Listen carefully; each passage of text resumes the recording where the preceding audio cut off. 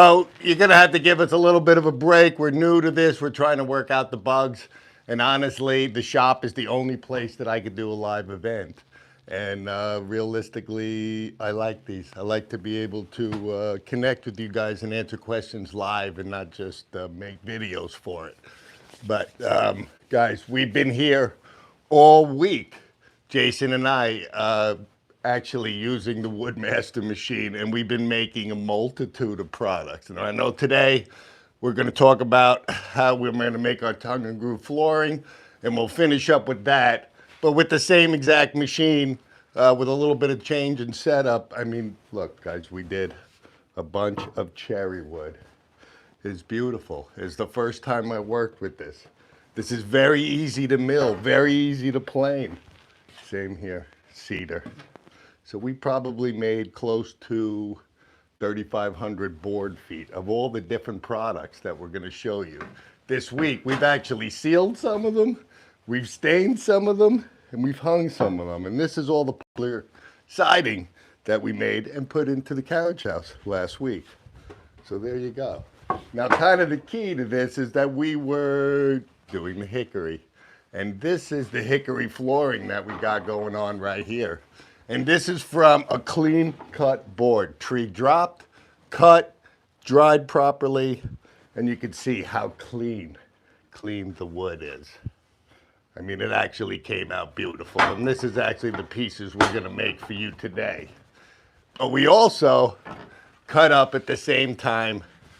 I had these logs laying for 2 years before I cut them. Infected with post beetle. Most people want to throw this away. Guys, this is rustic. Don't throw it away. It's beautiful. Don't throw it away. That's an expensive. This is worth 10 times more than any other wood that you could actually sell.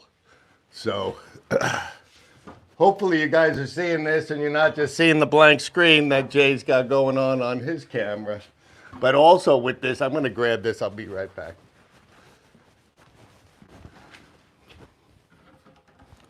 Yeah, this spalted stuff is amazing. Amazing. Post beetle wood. We also planed and made all of our kitchen cabinet doors. We've already pressed, glued them, planed them. They're ready for edging. I mean, if you guys are rustic, you're not getting any more rustic than this.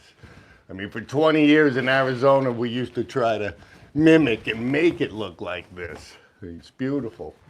You can't beat nature. You can't beat nature. And actually, sometimes bugs are good. But, you know, guys, if you're going to use this kind of wood, there's definitely a process to make sure the bugs are not still in there. And the same when you're making all of any of your tongue and groove material, anything that you have. Now, we're cutting everything from live trees. We're actually milling everything back on our sawmill over here. And then we're actually properly drying it for maybe 3 or 4 months between air drying and solar kiln drying. And this wood is all ready. You need to make sure 100% that your wood is dry. Please, less than 10%. 8 is better, 8 or 6.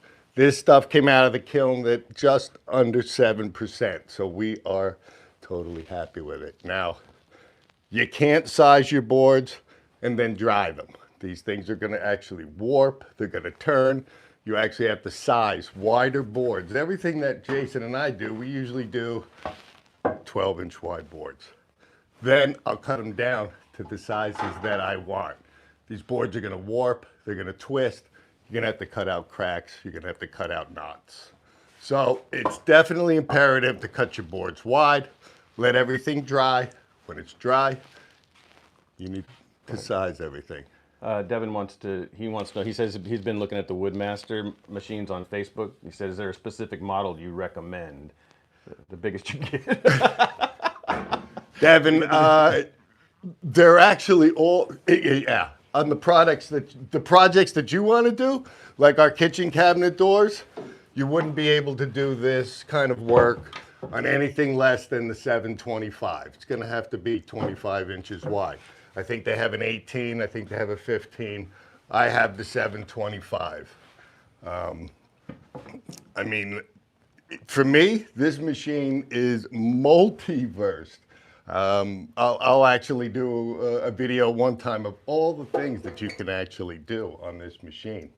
Either you can actually make molding, make your flooring, make your T&G, make your cabinets. You can plane, you can sand, you can gang rip saw. So if you guys have a small shop or you need to buy, it's an expensive tool. So, but it does a multitude of things. If you're going to do all that kind of finish work or want to make your own stuff, this is one machine that you can have that can eliminate several other ones of buying like an individual planer, individual shaper, individual saw. But I'm going to say from cabinet work to molding work, this is beautiful. And right now we have it set up. That's kind of why we have it open for you, because cutting tongue and groove flooring, your boards need to be all plain, 4 sides, ready to go. Because what we're going to be doing is when we come through the machine, it's first going to go through a set of cutters, which is going to, let me find a piece.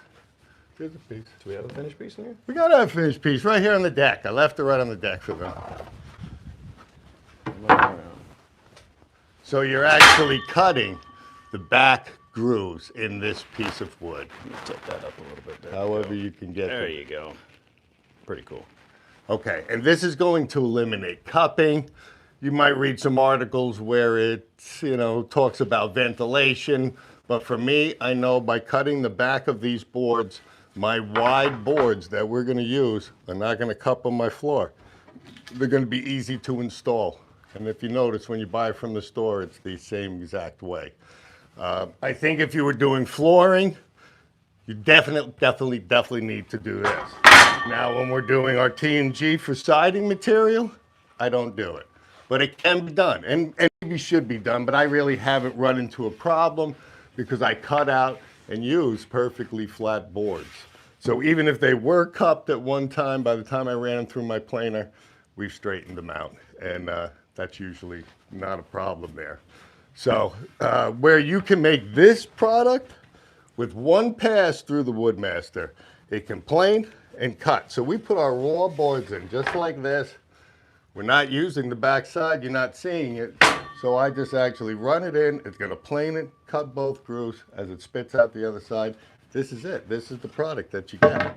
Has no sealer on it, has nothing. I don't think it would take long. Those machines are expensive, but I mean, if you're doing a lot of processing, man, they're gonna. I think they pay for itself in one way. It's true. The We amount- couldn't show you everything we made here. One, because we were thinking we were getting rain today, so I was setting up for a rain shoot. But if you look behind us, there's over 1,200 square feet of flooring that are there. And if you look at the bottom stack there, that's everything that we ripped through, and maybe half a day yesterday. So you can actually, once you get going, you can actually make quite a bit of product. Devin says, "Buy once, cry once." I like that, Devin. It's true, Devin. Yeah, It's for true, sure. Devin. I hate to say it, Devin, but you can look around. I don't even know if I want to say this, but I actually bought this machine used. I got a really good deal from a guy, an old carpenter that couldn't use it, was hurt. And honestly, I had it shipped in from California, and it was worth it. Worth every penny of it. To be honest with you, I'd pay full price for this machine, brand new, right now again, if I needed to. He said he's looking on Facebook Marketplace. It sounds like, which is probably a good way to go too if you get. It's kind of the routine. You got to search around there. It's not an easy find, so.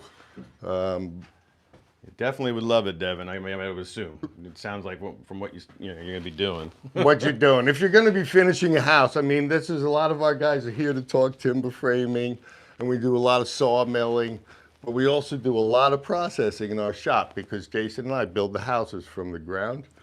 Everything that's made into a house, we've actually made processed here.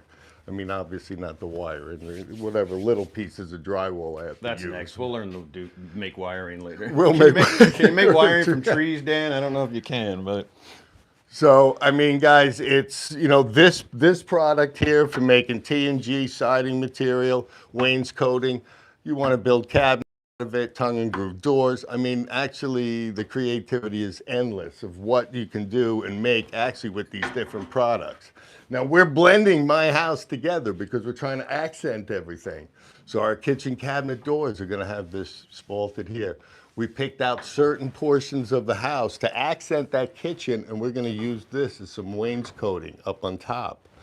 And then you basically, we're also going to be cutting, this is also a whole pile of this that we're going to integrate into our floor. We're going to integrate it into our here, build a pattern.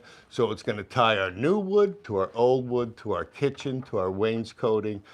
And it's all not too much. It's all bits and pieces. And when we get it up, I think you'll agree. But Jason and I have been doing a ton of work over at the carriage house and really finished up the cedar and the poplar, and we need this material. So this isn't just for show. We're actually here, you know, working this stuff out. So, I mean, guys, the most important things with this is that your wood is dry. I'm not going to bore you anymore with that. Make sure it's dry. Some guys don't have their own wood, and they buy a whole bunch from the store. Now you don't have to worry about it. You don't have to go through any of your processing. But if you want the trick to make any of this, your boards have to be straight. They can't be curved. They cannot in any way have, you know, multitudes of sizes. It needs to be a straight cut because we're pushing it through this machine and we're running through our guide rails as tight as you could see. Now I'm running hickory, which is a little bit harder than working with the cedar, the cherry, and the poplar. This wood is hard. So we're getting a little bit more tear out, which means every once in a while the actual board will chip off. Right here's a little piece of tear out here. So you got your camera back on, Jay. I got my you know camera what's back. going I on. don't know. I don't have a bunch of it. Now you also need to remember when you're making your own, and on this machine in particular, that you need to check. So when it's coming through the machine and it gets past the molding stage, gets past this second roller, this piece doesn't have it. We'll find a piece. Maybe we'll cut a piece like that. But usually this back 4 inches here, there's a possibility of the board having a little slight imperfection. So you need to know when you're making your material, don't cut yourself short. Give yourself 3 or 4 inches on each side. Now, the stacks of wood that we bring over here coming off the mill, I mean, these have all been processed, all been planed, and now you see they're all different sizes because through each stage that we're actually making this wood, we're cutting out knots, we're cutting out cracks, we're cutting out imperfections, we're cutting out things we know are going to actually hurt our machine on the way through. So even through this process, I'm even cutting boards right off the end here. So they might pass our hand, by the time they passed our hand on the saw, inside the kiln, cutting it through the sawmill here, sizing it, planing it. We've touched it 10 times. You've loved this board. So we just basically, each time we do that, cutting off the bad stuff and just keep moving on. Because when you're doing T&G, you're doing wainscoting, you're doing flooring, you need a multitude of pieces. 2-foot piece, a 2-foot piece. You get to a job and you're short a 2-foot piece, short a 2-foot piece. I mean, you don't really want to come back and have to do that. So me, I try to make everything that I can. At the end, if I have to store it, throw it away, give it away, or whatever. But honestly, I'm usually pretty tight on what we make. We end up with sawdust on the floor, and lucky that the project was done. You're pretty good at that, Dan. I don't know how you do it, but It's a good old guesstimate. 40 years of guesstimations. we don't have a lot of waste, folks. Here's some of our waste just from an entire day of trimming down boards. That's not much. So Dan's got a knack for getting us the most. Saving money, material. guys. Saving money. It's money in the bank, man. So Is that a penny saved is a penny earned, or a penny earned? Was it something like that? Penny earned. Yep. So. Has anybody got any questions? Want to ask anything about this process going on Before here? we fire stuff up. You need to look more into the machine, how the molding goes on here. I mean, you can see that this has 2 router setups. There's a setup top and bottom. When you buy your Woodmaster, you do need to get your bits through them. And honestly, they're ridiculously awesome bits. but it's because they're actually designed to, be good if I got a pair of the same bits. I have a lot of these things, guys. So it's a pair. One of them's upside down, one's right side up. You're not going to be able to just buy a tongue and groove bit and make it work because everything will be opposite. But these I mean, these are ridiculous. I don't know how many thousands of feet I've cut with this, but I know we did at least 2,000 or 3,000 this week. So it's still sharp, sharp, sharp as nails. Yep. Now, I do have the flooring bit in here that is a little different because you're doing tongue and groove flooring. Now, if any of you guys have ever really done tongue and groove flooring before, you can see. This is actually the V groove. So the tongue here is square. I don't want to say a little bit more difficult to get in there.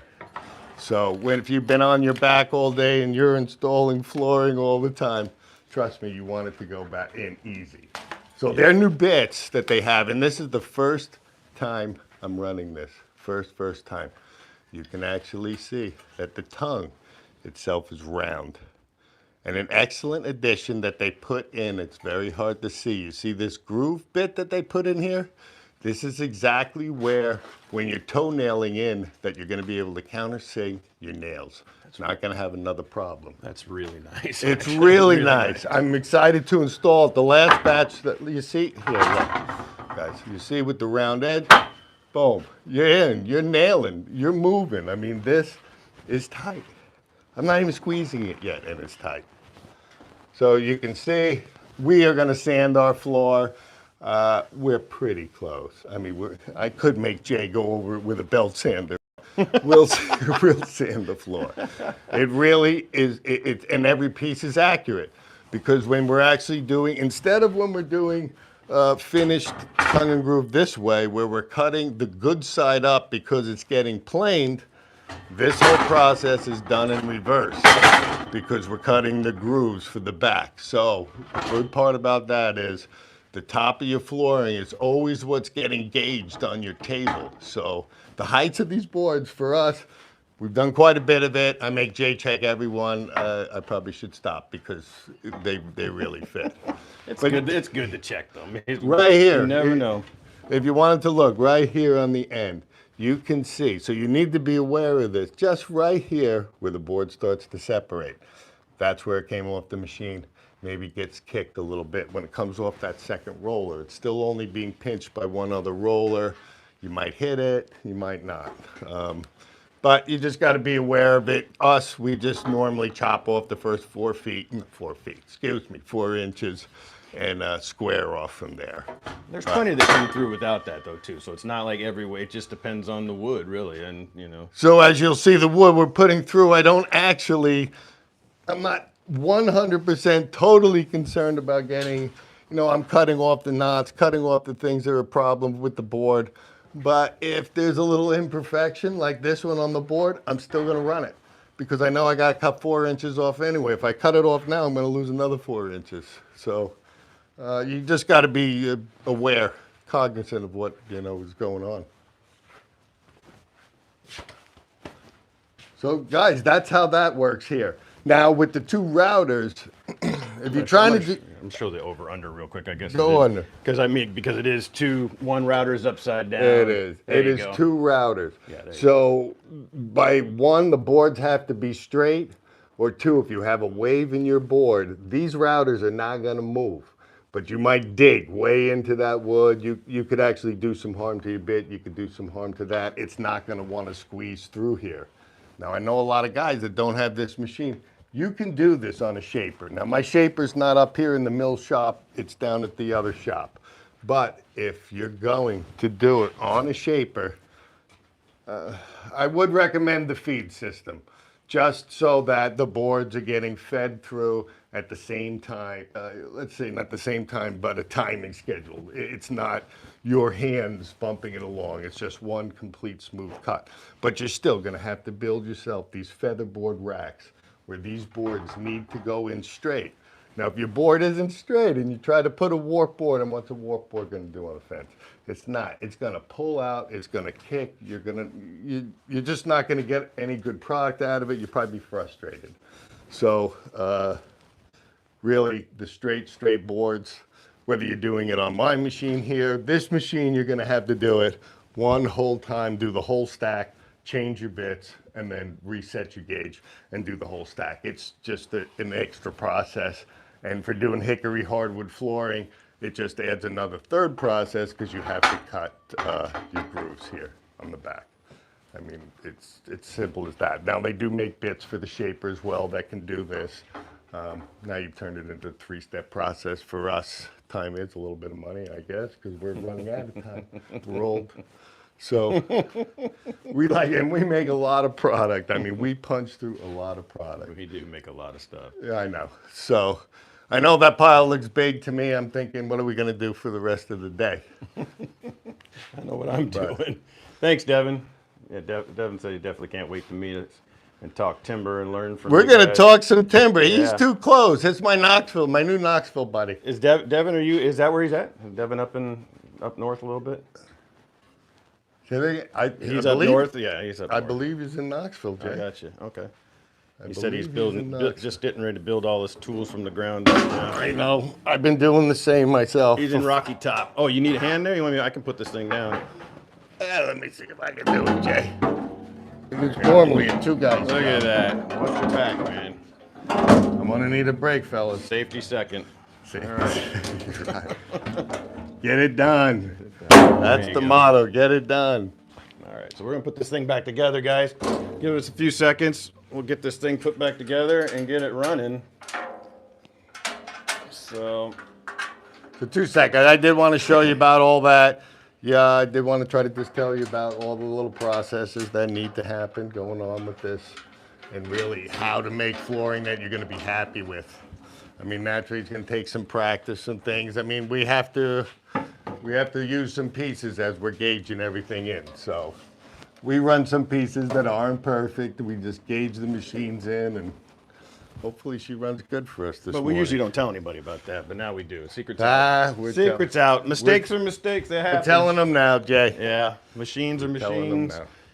To err is human, or Jason. To err is Jason. Anyway, so we're getting back on. I got the shroud back on, guys and gals. There we go. And you can see here where we've done put some extra bracing in just because we're dealing with such hardwood. To put these braces in just to, to sort of give us a little bit of extra stability so we're not always having to adjust the feather boards or whatever we want to guides at this point, not really feather boards. So yeah, we're gonna get this thing fired up, and these things cut. Let's see if I can get in here and see. You can see the blades that we're talking about on the router. See if I can get you a view down here. I can't. All right. Anyway, we're almost set up. We've got our suction system. This thing will spit. As you can see, this is after cleanup yesterday, so this thing will spit. So it's gonna get loud in here. We'll set up and we'll run some stuff for you. So. Let's see if Did you talk about your new deflection system? Oh yeah, check this out. We'll see if this works. We've seen spits a lot, and there may even be something for it. I'm from Woodmaster, but we took a piece of Kydex and just strapped it on here this morning to see if it, to help guide some stuff into the vacuum system, because this thing, again, you'll see it spits like crazy.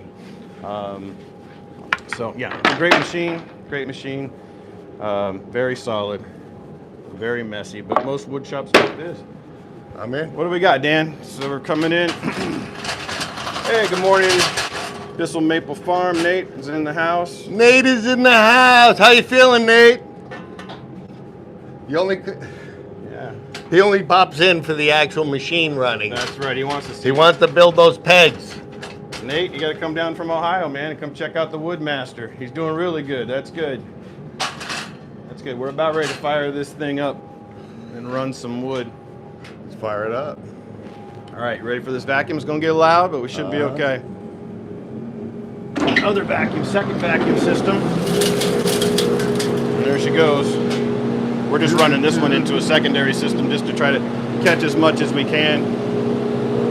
So hey, you're picking up your boards. This is your finished flooring that you want to use here. I'm just trying to tell you. So you're actually looking, hey, what's gonna be my best side? My best side, you want to make sure that your worst side, the back side is up. Hang on. You guys post post up any questions. I'll be back checking the camera on occasion here and there. We almost didn't get our routers going, boys. That would have been bad. Haven't done this since yesterday. That was close.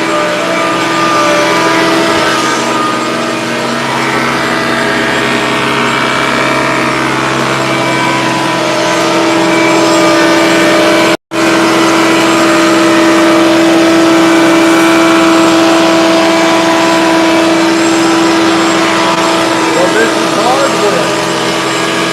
Interaction. We're just watching that gauge right down in there. We're making sure we're running that wall. And realistically, we would have had another piece up that would just continuously push that out. So next time I'll make sure to show you that way. So as I'm feeding, Jay's unloading.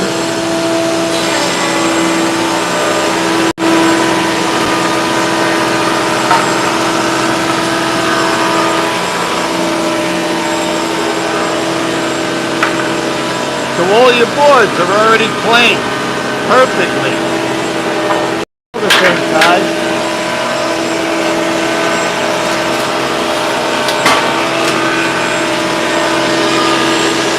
I'm just loading another.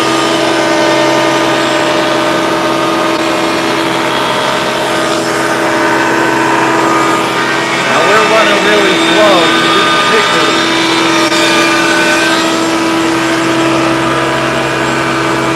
I don't want to speed it up. We've been running at 40%. Cedar, lighter wood, you can run a little faster.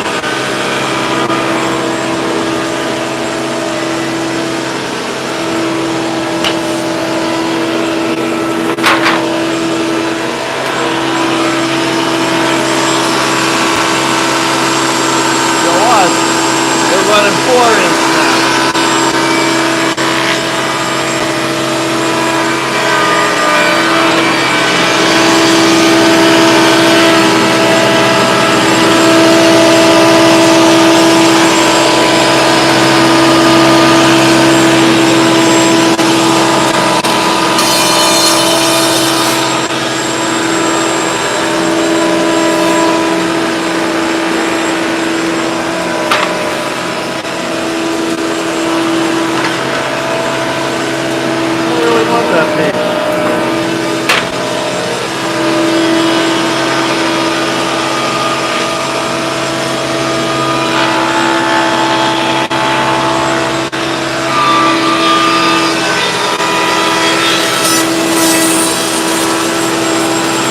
My shroud's doing much good.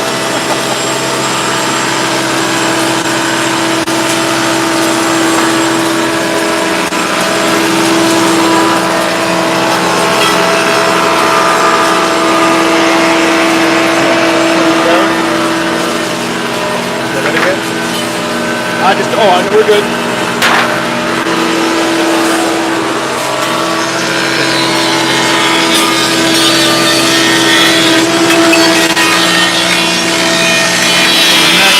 Pushing the other one out.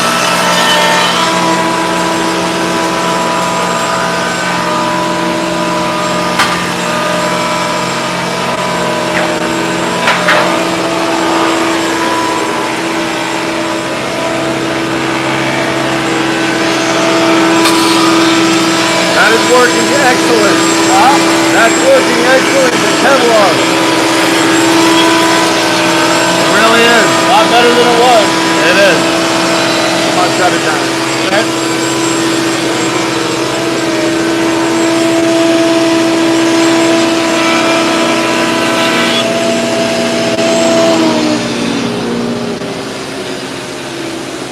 Woo! There you go.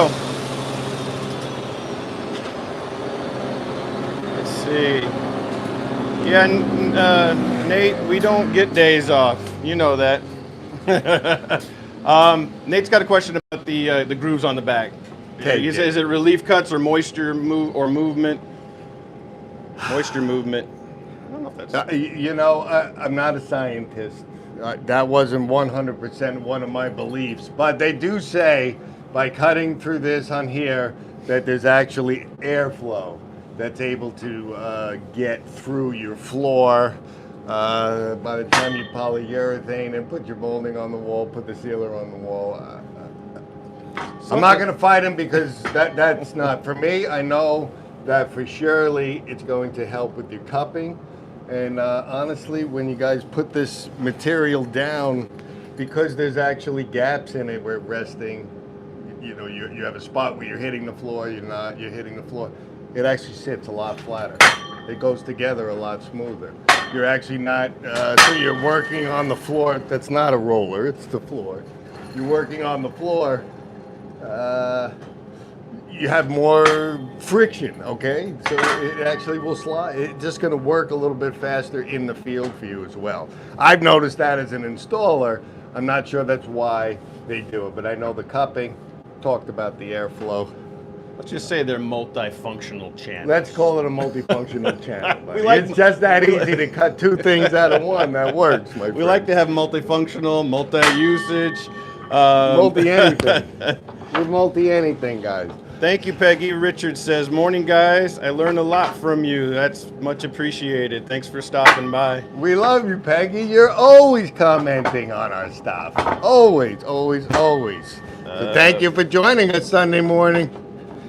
Nate at Bissell Maple Farm says it's his bucket list to make hickory flooring. Nate, this stuff is amazing. I mean, there you go. There you go. There's your hickory flooring, There's Nate. your hickory flooring. Come on. Now think about if we're going to put it, I got to find what I did with my spalted. Now you want to change it up a little bit. Where is the spalted maple? Might have got a little aggressive. Well, we love you too, Peggy. Thank you. Oh yeah, check this out. This is. So, I mean, I'm going to climb over this mess. I don't recommend that for everybody. There's the difference. They're both hickory wood. Now, of course it doesn't want to go right. So, I mean, I'm not going to accent it just like this. You'll see we're going to build a pattern into the floor, but it really, I think you're gonna pull in some really clean lines. A lot of this hickory has a lot of dark wood, dark spots, light spots, knots, which I love. I love all of it. Now the good thing, you know, about any of this T&G, and I didn't show you, you could take.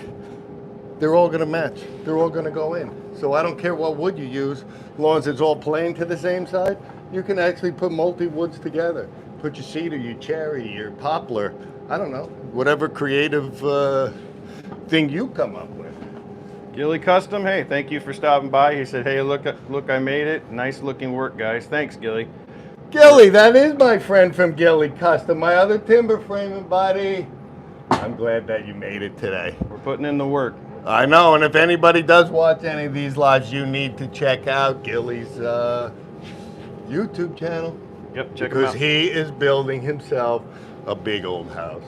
A big old house. Yeah, So, what's he say? Gilly said, yeah, love that hickory. Gilly, this stuff is so good to work with. I mean, I'm finding that personally, I prefer a lot of the hardwoods we get into that when we have to actually play with pine and stuff. I find that I hate pine. I wasn't gonna say it. I mean, don't get me wrong. I'm a wood-loving guy. I hate pine. I got pine all over my machines, everything. The hardwood, it's just heavier. But for us, I don't know, doesn't chisel quite. You can't make that beautiful slice that you can out of pine. I know, but the machines love it. I mean, look at the cuts on that. Look at the cuts. You You want hardwood for your floors. You know me, I'm just using it because I have so much hardwood, and I'm just blending my houses together. With what I can get a hold of. Nate, Bissell Maple Farms is saying you need to turn on super chats. You'd at least make enough to sharpen a router bit. Not sure what that means, but we'll look into it. Nate, you know we're still kind of feeling our way through this. I was going to buy the router bit anyway because this project is going into my house, so we're good. Nate wants to know we should save some chips to hickory smoke some protein. I don't think that's a problem. I'm not sure he can get, but what you do is you turn around the back of this thing. If you guys do not think about the amount of sawdust that two guys make, let's take a sawdust. I don't know if you'll lose. Let's take a sawdust check. Oh, this yard. Too, so for their bedding, so but there's a lot of sawdust here, and we're making bags of it and bins of it and everything. It's everywhere. Let's see what we got here. Gilly says he hates pine too, but it's well, you use what, and it grows on your property, but you know what, Gilly, you use what you've got. It actually, once it's done, I mean, it comes out beautifully, the pine. It's just, I just personally don't like it as much. But Gilly says that's what he's got on his property. I mean, that's what you That's use. what you got. Oh, And yeah. honestly, Gilly, most people timber frame with pine. Yep. I mean, that's the reality of it, my friend. So this isn't anything odd. And I did see your property on your videos. I'd be cutting every one of those Yep. pine. Yep. I mean, honestly, I don't have as many pines like you do. My neighbor, who I can do anything I want, has 135 acres of it. And Jason and I got a cut 4,000 2x6s. Yeah, we do. Because we're doing tongue and groove for our ceilings in the new barn that we're getting ready to do. I mean, so we've actually been in the shop. Jason and I have already got the main slab poured for the timber frame barn we're going to start here in the beginning of the year. I need to get the carriage house finished. We put so much energy in building the roads. The summer was nice. We worked outside. We milled. We processed wood. It's time to finish. So Carriage house is almost done. I mean, it is so almost close. done. So close. The next sneak peek will be when it's done. I mean, guys, we've made kitchen cabinets out of all this stuff. I mean, from scratch. You'll see. If you stick with us, you'll see. Nate says we like pine because all we have is hardwoods on our property. I know. I'm like looking for my property for the victims I need. Where's that pine? Because I do need, we need do a need lot. pine. I am going to do all of the tongue and groove for the roofs of the barn in pine tongue and groove. But there you go, guys. There's a whole bunch of hickory. Some of it's a little spalted. We've got a mix of stuff going on there. So yeah, I beautiful don't think stuff. Gilly got to see the cherry. Yeah, let's see if Gilly. Yeah. Check out the Is cherry. he still with us? I think Gilly's still here. Let's see. Here you go, buddy. So, Gilly, my friend, Cedar. Paul, this is a cedar that we cut also this week, and look, this cherry. I've never worked with it, but it is beautiful. We're gonna make, like I said, different accent pieces. I like that. I like that cherry a lot. I love that cherry. It was very easy to work with, very similar to cedar. But here's kind of what I'm saying. You could, if I could get this big thing together by myself. Yeah, I don't know. I'd have to come over there and give you a hand, but kind of feels All like right, there you go. there it is. You can start. So you could actually put different species together. You want to put pine, I don't know, you want to make a barber pole, whatever comes to mind. Yeah, cherry is awesome, Gilly. It is. It is. He builds guitars out of it. That's cool.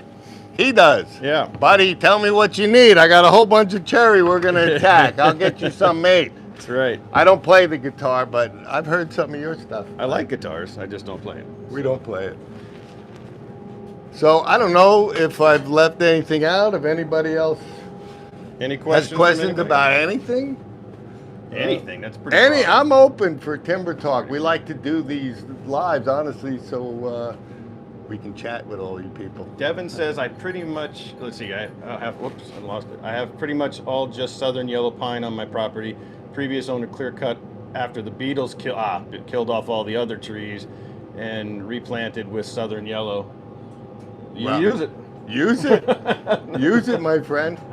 I've got a lot of loblolly here that I've been saving because it's not free. I mean, When I say I don't like to work with pine, I just don't like to work with pine. But we still no, use it's tons of pine. Yeah, It's like, let's just say preferred wood. There We you love go. to There work you with go. all That's- wood. that's the best And way. the only reason I don't is I hate to say it, is the sap all over my saw, the sap all over me. Are you sensitive to sap, Dan? No, but the machine runs better cutting It just does. hardwood. It does. Okay, no breakdowns. Nope. Miles on your belts, miles on our saw blades, and the pine is just. You think it would be the opposite? You think it would cut you pine would. so easily? You would. I mean, cedar, boom, blows right through. Yeah. Poplar.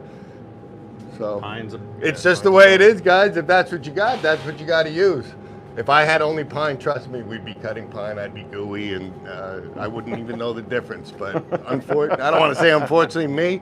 I'm all hardwood. Yep. All We hardwood. got lots of it, so. So it would be a fortune to actually cut a hardwood timber frame.